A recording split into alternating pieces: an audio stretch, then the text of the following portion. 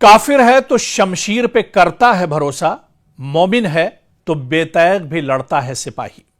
कभी कभी तारीख में ऐसे लम्हे आते हैं जब जंग सिर्फ हथियारों से नहीं बल्कि हौसलों से लड़ी जाती है, जब फैसला सिर्फ मिसाइलों, टैंकों और जंगी जहाजों से नहीं होता बल्कि कौमों के अज़्म, क़यादत पर एतमाद और कुर्बानी के जज्बे से होता है। आज पूरी दुनिया की नजरें मशरिक़ वुस्ता पर जमी हुई हैं। एक तरफ दुनिया की सबसे बड़ी फौजी ताकत अमेरिका और उसका करीबी इत्तेहादी इजराइल है, जबकि दूसरी तरफ ईरान है, एक ऐसा मुल्क जो बरसों से सख्त माशी पाबंदियों, सिफारती दबाव और बैनुल-अक़वामी तन्हाई का सामना करता रहा है। लेकिन इन तमाम मुश्किलात के बावजूद ईरान ने अपने दिफा और मज़ाहिमत की सलाहियत को बरकरार रखा है और यही चीज आज दुनिया भर में बहस का मौजू बनी हुई है। गुज़िश्ता चंद बरसों में ईरान पर बेशुमार पाबंदियां लगी, इसकी मईशत को दबाव में लाने की कोशिश की गई, तेल की बरामदात महदूद हुई, मालियाती निजाम को निशाना बनाया गया और इसे आलमी सतह पर अलग थलग करने की कोशिश की गई। लेकिन इसके बावजूद ईरान ने अपने दिफाई प्रोग्राम, मिसाइल टेक्नोलॉजी और ड्रोन सलाहियतों पर काम जारी रखा। ईरानी क़यादत मुसलसल यह मौक़िफ़ अख्तियार करती रही है कि वो बैरूनी दबाव के सामने झुकने के बजाय मज़ाहिमत का रास्ता अख्तियार करेगी।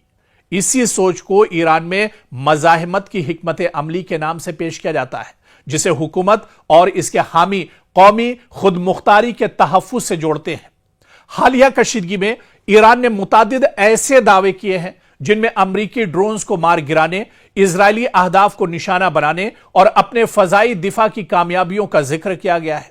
दूसरी जानिब अमरीका और इजराइल ने भी ईरान के खिलाफ मुख्तलिफ फौजी कार्रवाइयां और हमलों की इत्तलात जारी की।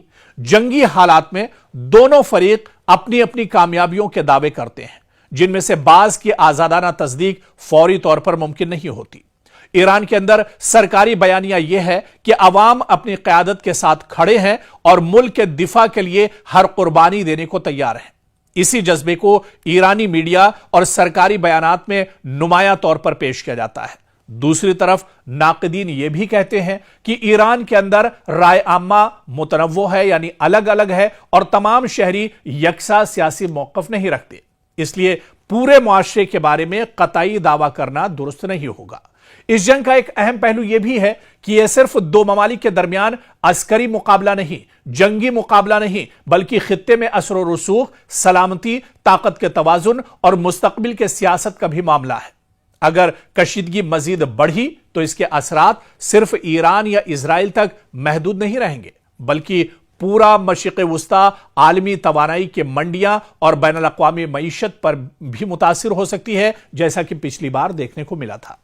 ईरान के हामी इसे एक ऐसी कौम के तौर पर पेश करते हैं जो दबाव के बावजूद पीछे हटने के लिए तैयार नहीं, जबकि इसके मुखालिफिन इसे खित्ते में कशीदगी बढ़ाने का जिम्मेदार करार देते हैं। और यही वजह है कि इस तनाज़े को मुख्तलिफ ममालिक और मुबस्सिरीन मुख्तलिफ ज़ावियों से देखते हैं। एक बात अलबत्ता वाज़ेह है कि यह जंग सिर्फ असलहे की ताकत का इम्तिहान नहीं, बल्कि सियासी अज़्म, सिफारती हिकमत अमली, माशी बर्दाश्त और अवामी हौसले का भी इम्तिहान है। तारीख हमेशा यह याद रखती है कि जंगों में सिर्फ ताकत नहीं बल्कि फैसले, हिकमत, सब्र और इस्तिकामत भी अपना किरदार अदा करते हैं। आने वाले दिन यह तय करेंगे कि मौजूदा कशीदगी किस समत जाती है। आया मुज़ाकरात का रास्ता निकलता है या खित्ता मजीद एक बड़े तसादुम की तरफ बढ़ता है। यह देखना भी बहुत अहम होगा, क्योंकि पाकिस्तान और कतर या फिर इसी तरह के दूसरे जो मुल्क हैं, तुर्की की बात की जाए, ये दरअसल चाहते हैं कि जंग के जरिए नहीं बल्कि बातचीत के जरिए, मुज़ाकरात के जरिए मसला हल होना चाहिए, क्योंकि जंग किसी मसले का हल नहीं बल्कि जंग तो खुद एक मसला है। और ऐसे में अब ईरान और अमेरिका के दरमियान लगातार ठनी हुई है, जिसकी वजह से मशरिक़ वुस्ता लगातार आग के ढेर पर एक तरह से बना हुआ है, आग के ढेर पर बैठा हुआ है। और ऐसे में ये तसादुम और ज्यादा बढ़ेगा या आने वाले दिनों में रुकेगा, ये आने वाले दिनों पर एक तरह से डिपेंड करेगा। और ये देखना बहुत अहम होगा कि ऐसे हालात में अमेरिका या फिर ईरान का जो फाइनल मौक़िफ़ है वो आखिर क्या कुछ होता है। मशरिक़ वुस्ता में लगातार हालात खराब हैं और इस बीच अमेरिका लगातार तेहरान को निशाना बना रहा है। ईरान के अलग अलग जो हिस्से हैं वहां पर लगातार अमेरिका अटैक कर रहा है। लेकिन क्या आपने सोचा कि इस जंग में जो सबसे दिलचस्प पहलू है वो आखिर क्या है? आप कहेंगे कि जंग में आखिर दिलचस्पी क्या चीज होती है, लेकिन जंग का एक दिलचस्प पहलू भी है, आज उसी के बारे में हम आपको बताएंगे। और यह दिलचस्प पहलू दरअसल कुछ और नहीं, ये अमेरिकी सदर डोनाल्ड ट्रंप से जुड़ा हुआ है। जी हां, ट्रंप की फुतवाहात बहुत दिलचस्प है इस जंग के अंदर।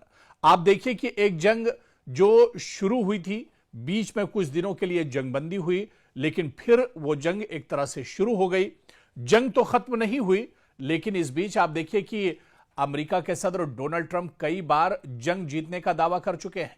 कई बार वो ये कह चुके हैं कि अब जंग खत्म हो गई और अमेरिका इस जंग में जीत चुका है। दरअसल इसी पहलू पर हम बात करेंगे, क्योंकि हर 2-4 दिन बाद एक नई प्रेस कॉन्फ्रेंस होती है डोनाल्ड ट्रंप की, जिसमें वो दावा करते हैं कि हम जीत गए हैं। फिर चंद घंटों बाद दोबारा हमले शुरू हो जाते हैं। फिर एक और ऐलान अमेरिकी सदर डोनाल्ड ट्रंप की तरफ से किया जाता है कि ईरान हार चुका है, ईरान की शिकस्त हो गई है। और फिर अगले हफ्ते ही एक और प्रेस कॉन्फ्रेंस अमेरिकी सदर डोनाल्ड ट्रंप की तरफ से की जाती है, और इस बार यह कहा जाता है कि वाकई जंग जो है वो फैसलाकुन मरहले में पहुंच चुकी है और अब 2-4 दिन में ईरान का सफाया हो जाएगा और जंग खत्म हो जाएगी।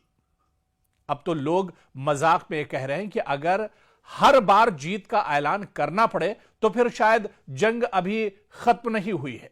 जब हर बार डोनाल्ड ट्रंप, हर 2-4 दिन के बाद डोनाल्ड ट्रंप प्रेस कॉन्फ्रेंस में कहते हैं कि वो जंग जीत चुके हैं, ईरान की शिकस्त हो चुकी है, तो फिर यह जंग आखिर खत्म कहां हुई? यह तो अब लोगों के दरमियान एक तरह से मजाक सा बन गया है। असल फतेह तो वो होती है जिसके बाद दोबारा यह साबित करने की जरूरत ना पड़े कि हम जीत गए हैं, बल्कि दुनिया भी यह समझ जाए, दोबारा हमला करने की जरूरत भी ना पड़े, दोबारा से कोई टकराव भी ना हो, वार का पलटवार भी ना हो, तब तो यह कहा जा सकता है कि वाकई में हम जीत चुके हैं, हमारी फतेह हो गई है और सामने वाला जो मद्दे मुकाबिल यानी है उसकी शिकस्त हो गई है। लेकिन यूं लगता है जैसे एक ही जंग में फतेह का जश्न इतनी बार मनाया जा रहा है अमेरिका की तरफ से, डोनाल्ड ट्रंप की तरफ से, कि अब गिनती रखना भी मुश्किल हो गया है। सोशल मीडिया पर तबसरा कुछ यूं होता है कि अगर एक ही जंग 10 बार जीतनी पड़े तो शायद मसला जंग में नहीं, बल्कि यह फतेह का ऐलान भी एक तरह से नहीं माना जाएगा। बल्कि आप देखिए कि बार बार जिस तरह से डोनाल्ड ट्रंप प्रेस कॉन्फ्रेंस में आकर ऐलान कर रहे हैं, कहीं ना कहीं यह उनकी घबराहट है। डोनाल्ड ट्रंप, आपको याद होगा कि जब इजराइल और अमेरिका ने शुरू में ही हमला किया था ईरान पर, अचानक हमला हुआ था, मुश्तरका हमला था इजराइल और ईरान, अमेरिका का ईरान के ऊपर, तेहरान के ऊपर, और उसके फौरन बाद अमेरिकी सदर डोनाल्ड ट्रंप की प्रेस कॉन्फ्रेंस हुई थी और उन्होंने कहा था कि एटमी हथियार ईरान के पास हैं जो इजराइल के लिए बहुत बड़ा खतरा है, दुनिया के लिए बहुत बड़ा खतरा है, मशरिक़ वुस्ता के लिए बहुत बड़ा खतरा है। ऐसे में ईरान को अब दरअसल ईरान से बहुत कहा गया, उसके ऊपर दबाव बनाया गया, पाबंदियां लगाई गई, फिर भी वो एटमी हथियार बना रहा है। हालांकि इस बयान में भी डोनाल्ड ट्रंप झूठ बोल रहे थे, क्योंकि इससे पहले जब हमला हुआ था, इजराइल ने हमला किया था ईरान के ऊपर, उस वक्त भी डोनाल्ड ट्रंप ने यही कहा था। और डोनाल्ड ट्रंप ने इससे पहले जब हमला हुआ था उसमें कहा था कि अमेरिका ने अटैक किया है और अमेरिका के B-2 बम्बर ने दरअसल ईरान के अंदर जो एटमी हथियार हैं, जहां पर ये एटमी हथियार रखे जाते हैं, उस पूरे मकाम को, उस पूरे जगह को, उस पूरे इलाके को तबाह बर्बाद कर दिया और ईरान का जो एटमी हथियार का जखीरा है वो तबाह बर्बाद हो गया। फिर जंग हुई, फिर यही बहाना बनाया गया। तो दरअसल यह बहाना है, बल्कि बहाने से ज्यादा यह कहा जाए कि यह डोनाल्ड ट्रंप और अमेरिका का डर है जो निकलकर सामने आ रहा है, और यह डर अब दुनिया के सामने निकलकर सामने आ चुका है, खुलकर सामने आ चुका है। अब दुनिया दरअसल उसको एक मजाक की तरह से देख रही है कि डोनाल्ड ट्रंप दरअसल अब इतने ज्यादा नफसियाती तौर पर परेशान हैं, इतना इस जंग का बोझ उनके ऊपर है, इतना दबाव उनके ऊपर है कि जब भी प्रेस कॉन्फ्रेंस में आते हैं तो यह कहना नहीं भूलते हैं कि ईरान हार चुका है और अमेरिका जीत चुका है। लेकिन जंग तो अभी चल ही रही है। और आप देखिए कि यह जंग कब तक चलेगी, यह तो अब डोनाल्ड ट्रंप भी नहीं बता सकते हैं। दुनिया हैरान है कि एक तरफ अमेरिका जैसा सुपर पावर मुल्क और दूसरी तरफ ईरान जैसा ऐसा कमजोर मुल्क जिसके ऊपर हमेशा से अमेरिका ने पाबंदियां रखी हो, लेकिन वो अमेरिका और इजराइल जैसे बड़े मुल्कों का, जिनके पास जदीद टेक्नोलॉजी है, जदीद हथियार हैं, जदीद ड्रोन और मिसाइल हैं, वो उसका सामना, ईरान ऐसे मुल्कों का सामना डटकर कर रहा है। तो यही वजह है कि अब डोनाल्ड ट्रंप की परेशानी जो है वो खुलकर सामने आ रही है। और डोनाल्ड ट्रंप इसी वजह से जो दुनिया देख रही है उसे भी झुठलाने की कोशिश करते हैं। और जब भी प्रेस कॉन्फ्रेंस में, जब भी मीडिया के सामने आते हैं, तो ये कहना नहीं भूलते हैं कि अमेरिका जीत गया है, अमेरिका जंग में जीत रहा है, अमेरिका 2-4 दिन में ईरान को नेस्तो नाबूद कर देगा। लेकिन यह जंग तो पिछले कई महीनों से चल रही है। ईरान डटकर मुकाबला कर रहा है, मजबूती के साथ मुकाबला कर रहा है। और यह जंग कब तक चलेगी, ना तो हम कह सकते हैं, ना आप कह सकते हैं, और ना ही इसका अंदाजा दुनिया के सुपर पावर यानी डोनाल्ड ट्रंप को इसका अंदाजा है कि यह जंग कब तक चलेगी।